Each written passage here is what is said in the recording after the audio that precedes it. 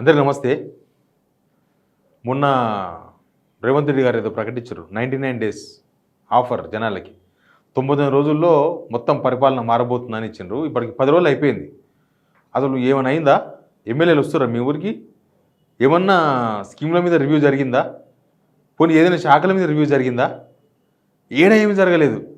ఆయన కన్ను తెరిస్తే మూసి, తెరిస్తే మూసి, అంతే. ఇంకా అదొక్కటే రేవంత్ రెడ్డి అదొక్కటే పని చేస్తున్నాడు. అంతగానం దాని మీద అంత ఇంట్రెస్ట్ పెట్టిండు. అవుతుందో కాదో తెలియదు. ఆ జనాలందరినీ రోడ్డు మీద పడేసే ప్రోగ్రామ్ మీద కాన్సన్ట్రేషన్ చేసింది తప్ప అసలు ఎన్ని పన్నున్నాయి గవర్నమెంట్లో. నిన్న ఆయన ఈ మూసి విషయంలో మాట్లాడుతూ కూడా ఒక స్టేట్మెంట్ ఇచ్చిండు. చెప్తా అన్ని విషయాలు. తెలంగాణ ప్రజలకు వాస్తవాలు చెప్దాం, మనం ఉన్నట్టుగా మాట్లాడదాం, జనాలకు చేర్చండి వార్తను. ఆదిలాబాద్లో ఉండే ఎక్కడో మారుమూల గ్రామాల్లో కూడా వార్త చేరాలంటే మీరు ఆ వార్తను షేర్ చేయాలి, సబ్స్క్రైబ్ చేయాలి. సరే, ఇక విచిత్రం, గవర్నమెంట్ ఒక ప్రోగ్రామ్ చేసినప్పుడు దానికి డబ్బులు కూడా ఇవ్వాలి. వీళ్ళు 99 రోజులు ప్రోగ్రామ్ అని పెట్టింది కదా, అది జనాల డైవర్షన్ ప్రోగ్రామ్ అని అర్థమైంది. అంటే 2 డేస్ పేపర్లో హెడ్డింగ్స్ వచ్చినాయి, టీవీలలో బ్రేకింగ్స్ వచ్చినాయి, జనాల్లో అయ్యో ఏమో అవుతుందంట, మాకు వస్తాయేమో, సరే ఇప్పటిదాకా రాంది ఈ 99 రోజులు ఏమైనా అవుతుందేమో అని ఒక 2 డేస్ డైవర్షన్ అనమాట. ఒక సమస్య నుంచి డైవర్షన్. అప్పటికే మూసి ఇష్యూ బాగా వచ్చింది కదా, అప్పుడు డైవర్షన్ చేసింది. ఇది అయిందా? మరి 10 రోజులు అయింది కదా. ఈ 10 డేస్లో మీ ఎమ్మెల్యే మీ ఊరికి వచ్చిండా? ఈ 10 డేస్లో మంత్రి మీ ఊరికి వచ్చిండా? మీ కాన్స్టిట్యున్సీకి వచ్చిండా? లేకపోతే ఈ 10 డేస్లో కలెక్టర్ మీ ఇంటికి వచ్చిండా? ఈ 10 డేస్లో ఏం జరిగింది? ఏమైనా మార్పు వచ్చిందా? ప్రభుత్వం అయితే ₹1 కూడా కేటాయించలేదు. ఎంఆర్ఓలకు కానీ ఆర్డీఓలకు కానీ వచ్చి గ్రామ సభలు పెడతామన్నారు కదా, ₹1 కూడా కేటాయించలేదు. అంత దీన పరిస్థితిలో ఉంది గవర్నమెంట్. అంత పెద్ద ప్రోగ్రామ్ అని ప్రకటించినప్పుడు 99 రోజుల ప్రోగ్రామ్కు ₹1 కూడా కేటాయించలే. అంటే పోయిన వాళ్ళు ఏం చేయాలి? పోయి పేపర్ల మీద రాసుకొని రావాలి, అంతేనా? అసలు వస్తుర్రా ఎవరన్నా? ఈయన మాత్రం వదిలేసిండు. రేవంత్ రెడ్డి మొత్తం ఆయన పరిపాలన ఇప్పటికీ దగ్గర ఆయన గవర్నమెంట్ వచ్చి 850 రోజులు అవుతుంది. దగ్గర 850 రోజులు. ఆ 850 రోజుల్లో ఏం చేసిండో ఏం చేయలేదో మనకు అందరికీ తెలుసు. ఈ 99 రోజుల్లో ఏమైనా చేసినామంటే అది చేయకుండా ఏం లేదు. అసలు కనీసం 6 గ్యారంటీల మీద కూడా రివ్యూ చేయలేదు.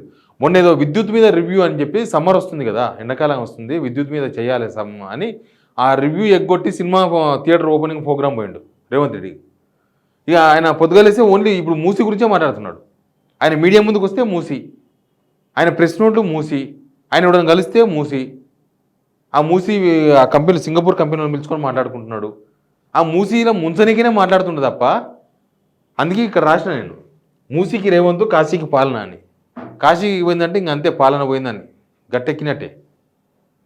సో ఇంత మీరు ఇచ్చిన మాటల మీదే మీరు నిలబడకపోతే, మీరు ఇచ్చిన స్కీమ్స్, మీరు ఇచ్చిన 99 రోజుల పరిపాలనలో కూడా జనాలకి ఏం దొరకలేదు, జనాలకి ఏం ఒరిగేదేం లేదంటే ఈ జనాలను బొడి కొట్టించడానికే.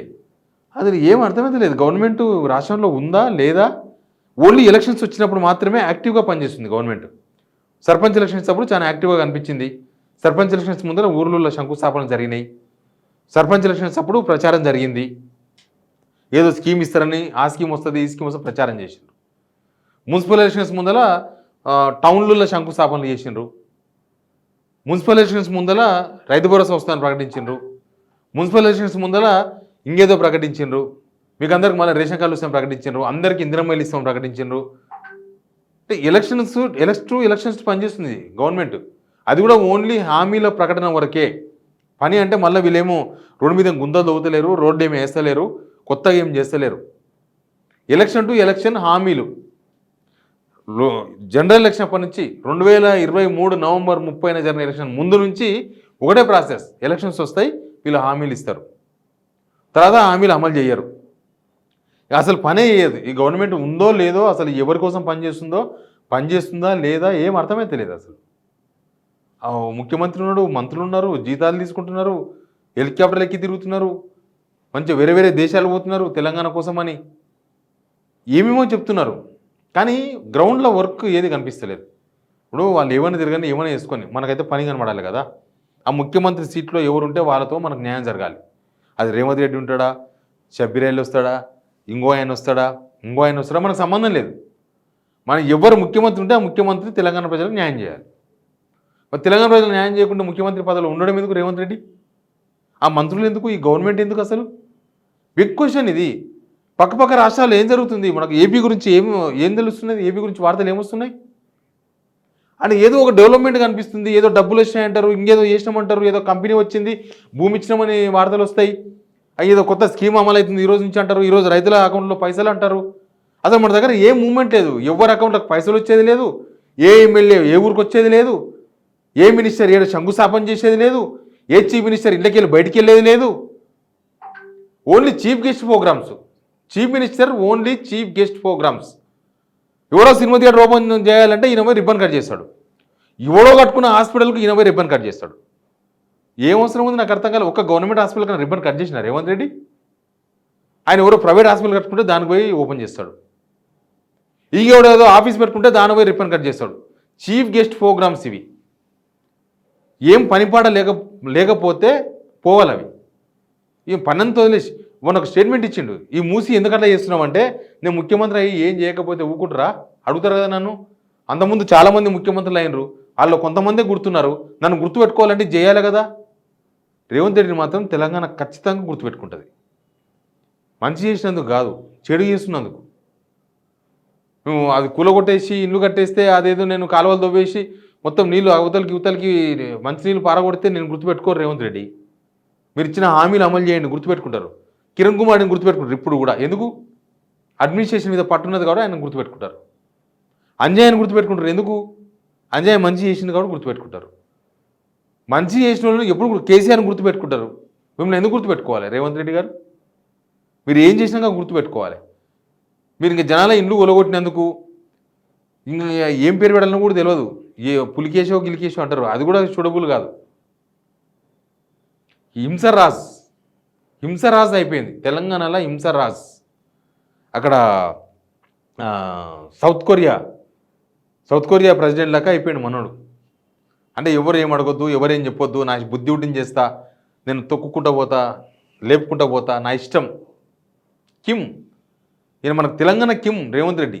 కిమ్ అంటే తెలుసు కదా, సౌత్ కొరియా అధ్యక్షుడు. ఎవరైనా కన్నెత్తి చూస్తే చంపేస్తారు, అట్లా తయారైంది ఇక్కడ వ్యవస్థ. ఈ పిల్లలాటలు కాదు, 2 సంవత్సరాలు అయిపోయింది మీ గవర్నమెంట్, ఇంకా టైంపాస్ చేసుకుంటుంటా మంచిగా ఇస్త్రీ బట్టలు నడవకుండా తిరుగుతా అంటే రేవంత్ రెడ్డి నడవది. ఆ మినిస్టర్ ఉన్నారో లేదో ఇవ్వని తెలియదు. వాళ్ళ శాఖల రివ్యూలు కూడా వాళ్ళు చేస్తలేరు. గవర్నమెంట్ రేపు ఎండాకాలం వచ్చేది, మంచినీళ్ళు ఏంది, సాగునీళ్ళు ఏంది, కరెంట్ ఏంది, మొత్తం రోడ్లు రిపేర్లు ఇప్పుడే చేసుకోవాలి. ఏమైనా చేసుకునేది ఉంటే ఆ ప్రాజెక్టులు మొత్తం మెయింటెనెన్స్ ఇప్పుడే చేయాలి. ఏం పని లేదు అసలు, నో సబ్జెక్ట్. ఏం అసలు జనం యాంగిల్లో ఏ చర్చ లేదు, జనం యాంగిల్లో ఏ రివ్యూ లేదు.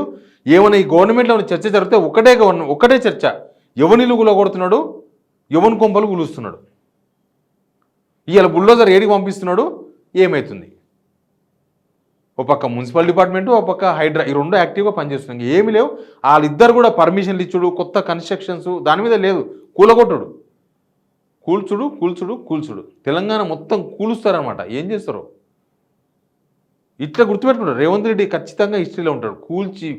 కూల్చి లాస్ట్కి ఇట్లా గుర్తుపెట్టుకుంటాడు. అంతే తప్ప మిగతా వాళ్ళు ఎవరు ముఖ్యమంత్రులు ఇప్పటిదాకా మనం గుర్తుపెట్టుకున్న ముఖ్యమంత్రులు ఎవరు తెలంగాణను కూల్చలే, పేదలను కూల్చలే. వాళ్ళు మంచి పనులు చేసిండ్రు. ఈయన చెడు పనులు చేసి గుర్తుండాలనుకుంటున్నాడు. ఆయన సైకాలజీ ఏందో అర్థం చేసుకోవాలి మనం. ఎవడన్నా మంచి చేసి 4 రోజులు నానాలు అనుకుంటాడు, కానీ చెడు చేసి నానాలు అనుకుని ఎవడు అనుకోడు. ఈయన చెడు చేసి జనాల్లో ఉండాలనుకుంటున్నాడు. జనానికి ఏమొచ్చింది మీ గవర్నమెంట్ వచ్చినా కానీ క్వశ్చన్ చేస్తే ఏం లేదు, గ్రౌండ్లో 0. ఎవరి దగ్గర పోయినా మీకు 2 మార్కులు కూడా ఎత్తలేరు. ఎవరి దగ్గర పోయి మైకు పెట్టి రేవంత్ రెడ్డి పరిపాలన ఎన్ని మైకులు వేస్తారంటే కొందరు అయితే మేము ఏనే మైకులు అంటున్నారు, మేము వెయ్యం మార్కులు. ఏం కావాలి ఇంకా? ఎనీవే, మీరు రేవంత్ రెడ్డి పరిపాలనకి ఎన్ని మార్కులు వేస్తారో రాయండి, కింద కామెంట్ పెట్టండి. ఈ కామెంట్స్ నేను చదివి రేవంత్ రెడ్డికి వినిపిస్తాం. మళ్ళీ ఎన్ని మార్కులు వేస్తారు, ఎందుకు వేస్తారు, 2 ఎక్స్ప్లెయిన్ చేయండి మీరు కూడా. Please subscribe.